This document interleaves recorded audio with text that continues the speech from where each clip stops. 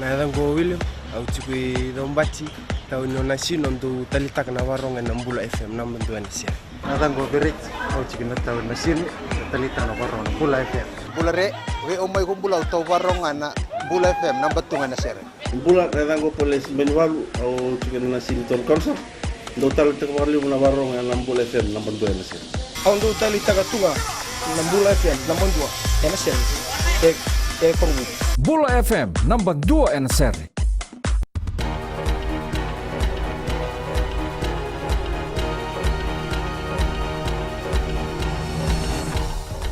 Ni sambulu binaka. Sei koyongo na bagaleleka ni nonde tukutuku na mbongende ndai. Na tangane ka se bangara indende tu mai verno visa o Binesh Kumar Raj ka ba dorotu e lebu na kisi ni dagadaka baka mutumbuto.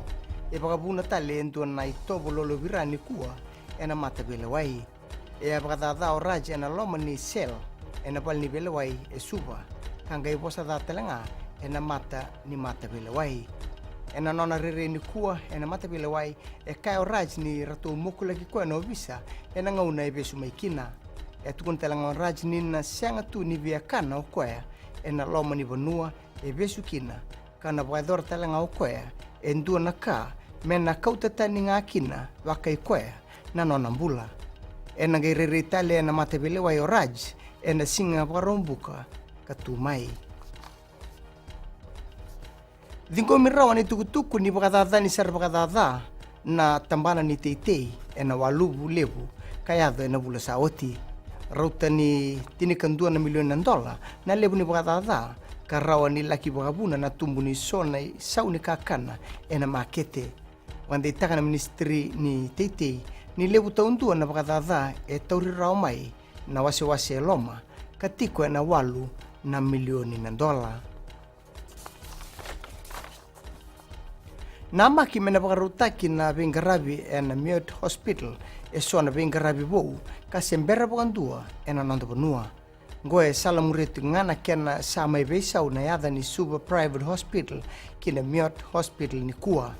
Esa boliana bal nimbulongo na company na Oceania Hospital Private Limited kasana yadana bo na Madras Institute of Orthopedics and Traumatology.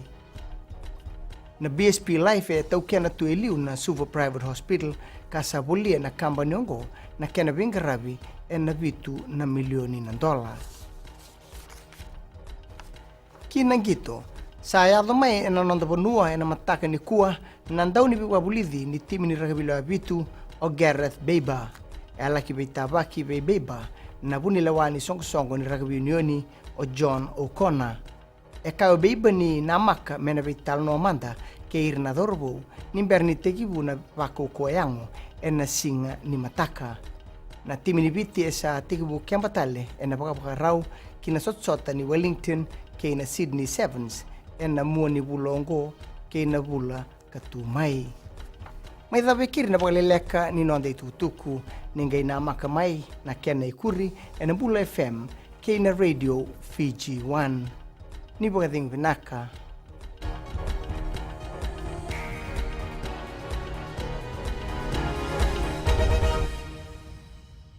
Mbula vinaka na lewe viti. Bona makade kabua. Au maramani tau malam-malam nandunga apa kau cari tahu yang kau atau talita kama baru hari Radio Video One. Quem tahu mai serua, quem tahu baronga na Radio Video One. Andau mai bikin na yang Male.